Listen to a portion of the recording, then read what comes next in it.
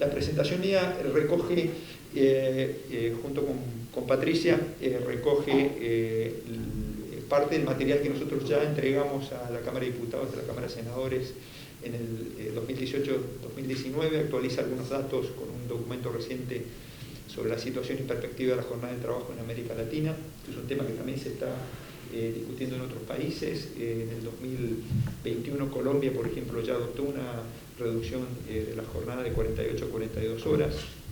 Esto se va a hacer de forma progresiva, comenzando en el 2023, para llegar en el 2026 con 42 horas. Entonces, en nuestra región, esto no es solo un tema de los países más desarrollados, sino también en la región tenemos varios avances en ese sentido.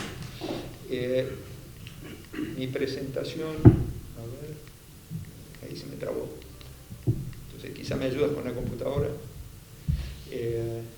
Bueno, el contenido va un poco más, va seguramente a tomar más de 15 minutos, entonces yo voy a saltar el material, pero por supuesto el material está a disposición de ustedes, al igual que este documento de trabajo que publicamos a principios de años, conjuntamente con la guía de ordenación del tiempo de trabajo equilibrada, que tiene distintas consideraciones para que ustedes tengan como referencia de cómo implementar también procesos de reducción, adecuación de la jornada de trabajo.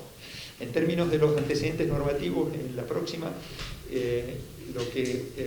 como les decía, el convenio número 1 de la OIT de 1919 justamente es el convenio de las horas de trabajo en la industria, ¿no? Que, como ustedes saben, en ese momento había una expectativa que el trabajo industrial iba a tener una presencia creciente y donde también se centraban los mayores déficits vistos en forma contemporánea de trabajo decente, ¿no? En aquella época. Y luego el convenio de horas de trabajo en el comercio de oficina del año 1930, el convenio número 30. Entonces, inicialmente los convenios de tiempo de trabajo tienen un protagonismo muy importante en el marco normativo internacional. Estos dos convenios establecen la norma general de 48 horas regulares de trabajo a la semana, con un máximo de 8 horas al día. Posteriormente tenemos el convenio sobre las 40 horas del año 35, tengo que entender que también en esa década, era la década de la Gran Depresión, entonces había también una preocupación del tema de cómo compartir el trabajo, cómo redistribuir el trabajo, este es el convenio 47, y luego el otro instrumento importante, y que creo que es el de referencia quizás para el debate actual que tenemos en Chile, la recomendación sobre la reducción de la duración de jornada del año 62, la número 116. Estos instrumentos establecen el principio de la semana de 40 horas. La recomendación 116, si bien han pasado 60 años, tiene ya un contexto de reconocimiento de que el sector servicios, ya en la economía, tenía una presencia mucho más importante, entonces tiene consideraciones bien relevantes a la realidad actual que tenemos en el mundo del trabajo, en el mundo de la producción, donde no solamente tenemos una importante presencia de empleo industrial, sino también de los servicios. La próxima. Luego tenemos otros convenios, el convenio sobre el descanso semanal, el convenio número 14, el convenio sobre el descanso semanal también en el comercio y las oficinas, el 106, que establecen la norma general de que los trabajadores deben disfrutar de un periodo de descanso de al menos 24 horas consecutivas cada 7 días. Y finalmente el convenio sobre las vacaciones remuneradas de 1970, el 132, toda persona a la que se aplique el convenio debe disfrutar al menos de 3 semanas laborales de vacaciones anuales pagadas por cada año de servicio. Recordemos, no todos los convenios han sido estos que he mencionado ratificados por Chile, sin embargo son una referencia importante para las tendencias que uno observa a nivel nacional en la mayoría de los países en el mundo. O sea que no necesariamente los convenios se reflejan en forma estricta en las legislaciones nacionales en todos los países, pero en la práctica la mayoría de los países sigue como referencia este marco normativo. En la próxima, el tema de la duración de la jornada, obviamente la discusión va más allá de especificar un número de horas puntuales como norma general, sino que también involucra definir la jornada ordinaria por semana, las horas extraordinarias, el descanso diario, semanal y anual, las vacaciones anuales remuneradas, los días feriados, y en ese sentido también tiene que ver o tiene una importancia muy relevante la organización de la jornada. Por eso hay otros dos convenios importantes, que es el convenio sobre el trabajo nocturno, el 132 del año 1970, y el convenio sobre el trabajo a tiempo parcial del año 94, el convenio 175. Entonces, los principios que procura resguardar el marco normativo, el efecto de las jornadas excesivas sobre la salud y la seguridad en el trabajo en la industria, esto fue a principios del siglo, pero hoy ya podemos decir que esto se extiende a todos los sectores de la economía. La reducción de la jornada como elemento de redistribución del empleo durante la crisis de los años 30, estamos saliendo también de una crisis por la pandemia, entonces también hay un llamado ahí de cómo readecuar la regulación sobre tiempo de trabajo también puede llegar a tener un impacto positivo en lo que es la generación y la distribución del empleo, y finalmente algo que ha ido tomando cada vez más protagonismo, que es el mayor equilibrio entre la vida personal y familiar y el trabajo. Algunos aspectos sobre la recomendación sobre la reducción de la duración del trabajo. Esta recomendación que les decía que me parece que es clave para entender los parámetros en los cuales habría que trabajar y repensar el futuro de la jornada de trabajo. Cuando la jornada exceda los 48 horas, se sugiere adoptar medidas inmediatas para reducirlas a ese nivel, sin reducción de los salarios que estén percibiendo los trabajadores y trabajadoras. Cuando sea de 48 horas o menos, preparar medidas para reducción progresiva de acuerdo a circunstancias nacionales. De nuevo, este parámetro está pensado en la década del 60, o sea que nosotros deberíamos quizás reparametrizar hoy para lo que es el promedio mundial o el promedio que tienen los países que están en la OCDE, por ejemplo. Tener en cuenta el grado de desarrollo, no afectar la producción, el desarrollo de nuevas industrias, competitividad internacional, evitar presiones inflacionarias, ¿no? O sea, tener en cuenta también el contexto en el cual se aplica la reducción de la jornada. La reducción progresiva puede darse por etapas espaciadas en el tiempo, por sectores de la economía u otros, ¿no? Y sugiere limitar la cantidad de horas extraordinarias que pueden efectuarse en un periodo de tiempo. Este es un tema importante que voy a mencionar más adelante, en el sentido que cuando se han discutido, se han presentado los proyectos, el tema de las horas extraordinarias no tuvo una consideración particular y quizás es un tema para conversar. Respecto a los límites a la jornada legal en el mundo, hacia mediados de los 2000, la mitad de los países en el mundo la legislación establecía jornada semanal de 40 horas. O sea que uno podría decir que hay en la práctica un estándar internacional alrededor de las 40 horas. Un 25% tenía límites intermedios entre 41 y 46 y un 25% tenía 48 horas a la semana. Por supuesto, son las consideraciones a nivel de la regulación, ¿no? La norma, lo que establece la norma. Luego en las prácticas uno observa también algunas heterogeneidades. En América Latina las 48 horas continúan siendo las más frecuentes y en menor medida Asia. Hay países que no establecen un límite legal a la jornada. Como les decía, desde el punto de vista legal, Ecuador es el único país que redujo la jornada de 44 a 40 horas en el 80, Brasil la redujo en el año 88 a 44, bueno, Chile sabemos que se redujo la jornada en el 2002 de 48 a 45 y como les mencionaba también Colombia más recientemente está reduciendo 42 horas. Otros límites a la jornada laboral legal, ¿no? Como les decía, las horas extraordinarias, los convenios requieren que existan límites a las horas extraordinarias justamente para que no haya un abuso en el uso de esta figura. Legislaciones nacionales establecen límites diarios, semanales o periodos más largos, hasta anuales o una combinación de estos. El descanso semanal, elemento universalmente aceptado, casi todos los países establecen al menos un día a la semana, y las vacaciones anuales. La próxima. Voy a saltar esto, hay 4 gráficos o 4 tablas que muestran cómo están distribuidos los países en términos de vacaciones anuales legales, los días feriados por año. Esto queda para referencia. Van a ver que hay una gran heterogeneidad. Me parece que como referencia importante para Chile son las tendencias que observamos en la OCDE y en general estamos como país miembro de ese grupo arriba de las prácticas en términos de las distintas variables que consideran estas tablas. Permítanme comentar algo sobre las consideraciones respecto a la gradualidad.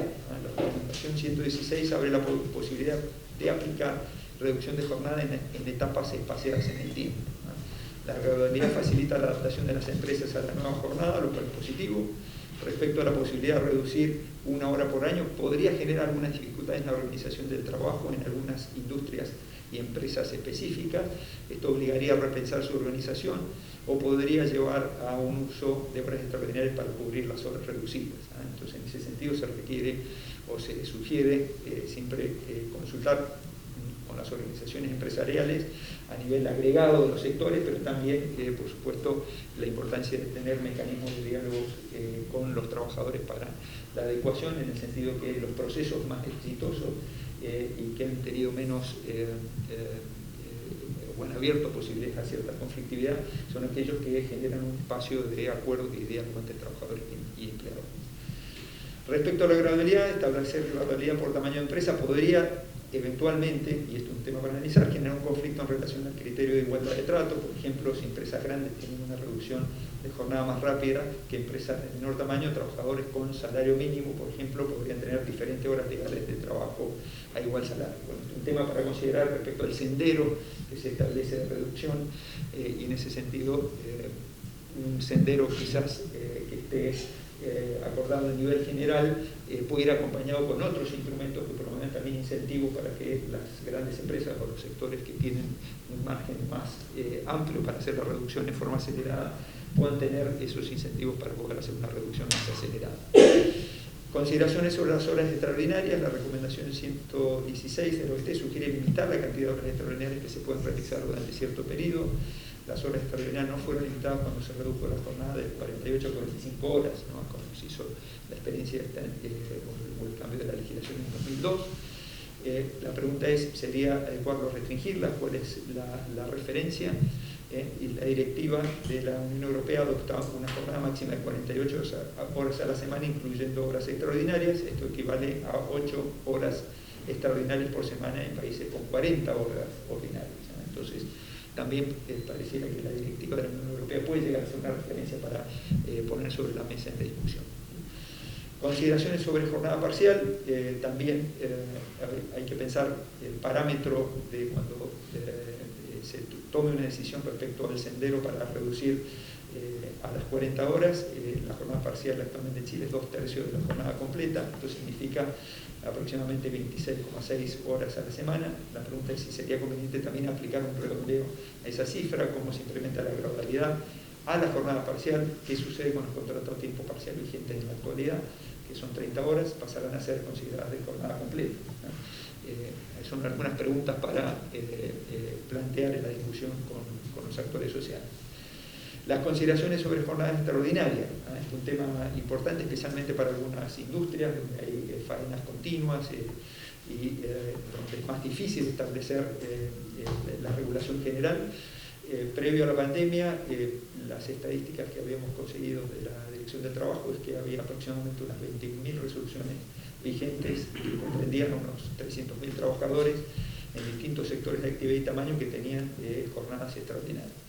Estas jornadas extraordinarias fueron acordadas y autorizadas en el marco de una jornada semanal de 45 horas. Habría que ver con la nueva propuesta o con la legislación que se vaya a adoptar qué pasa con esos acuerdos y esas autorizaciones para jornadas extraordinarias. En ese sentido, habría que repensar también ese mecanismo.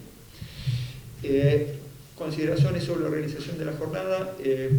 Teniendo en cuenta, como decía, las experiencias internacionales, sería deseable introducir algunas consideraciones respecto a la organización y a la ordenación del tiempo de trabajo. En general, estos procesos han incorporado algunas materias de organización de jornada negociada como elementos de adaptabilidad.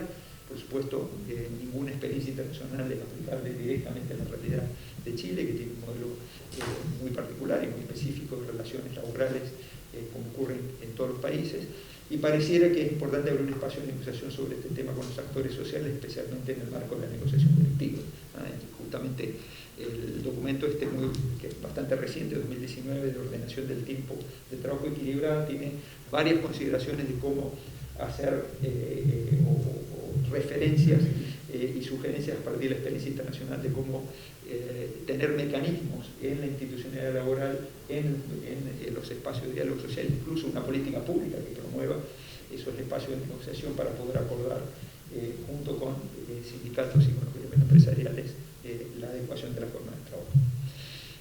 Con esto entonces termino y por supuesto desde la OIT quedamos a las órdenes del Ministerio de Trabajo, pero también de las organizaciones de trabajo y empleadores para poder colaborar en este importante proceso y comprometidos plenamente para poder llegar a buen puerto con un acuerdo también tripartito entre los. Solo preguntar, cuando hacen mención a la directiva de la Unión Europea, ¿esa es una directiva que está, digámoslo así, formalmente recomendada por la OIT o la plantean ustedes como una referencia que pudiéramos tener en vista de la discusión sobre el tema de considerar jornada, incluyendo horas extraordinarias? No, es parte de la experiencia internacional que recogen distintos documentos para la práctica de procesos de reorganización de la jornada, ¿no? Pero si se quiere, las directivas de la OIT básicamente son convenios, las recomendaciones y las orientaciones que dan los órganos de control de aplicación del marco normativo de la OIT. Eso sería el marco estricto de recomendaciones, ¿ah? Por supuesto, también nuestro rol como organismo internacional es promover el intercambio de buenas prácticas y experiencias, y en ese sentido cabe la directiva de la Unión Europea. Solo quería agregar, a propósito de los espacios de negociación, ya sea que sea individual o colectivo, nosotros como OIT obviamente favorecemos los acuerdos colectivos, el rol de las organizaciones sindicales, pero creo que tenemos además un instrumento en nuestra legislación, porque el ajuste de jornada, más allá del marco que establezca general, va a haber siempre la posibilidad de acuerdos por los distintos sectores productivos. Están hablando aquí reconocer los tamaños de empresa, pero ya en régimen regular quisiera llamar la atención también a su reflexión, que nuestra última reforma laboral estableció cláusulas de género, y creo que también es importante no olvidar que el tiempo de trabajo no es igual para hombres y mujeres. Y cuando hablamos de compatibilizar el tiempo de trabajo con la familia, estamos hablando de las familias, y por lo tanto hay distintos trabajadores y trabajadoras que lideran un grupo familiar que libremente han decidido conformar. Entonces creo que eso también es un elemento importante de considerar, que el Código del Trabajo establezca un marco general que habilite la negociación de los trabajadores y sus organizaciones, pero que también sea compatible para potenciar estas cláusulas de género en la negociación colectiva, porque sin duda se abre un espacio entonces de, no es un genérico articular trabajo y familia, como que si el trabajo y la familia fueran una sola versión unívoca. Entonces creo que es un tema muy relevante para la OIT de considerar, y que debiera ser incluido en la reflexión del gobierno en las indicaciones que presente para el trámite parlamentario.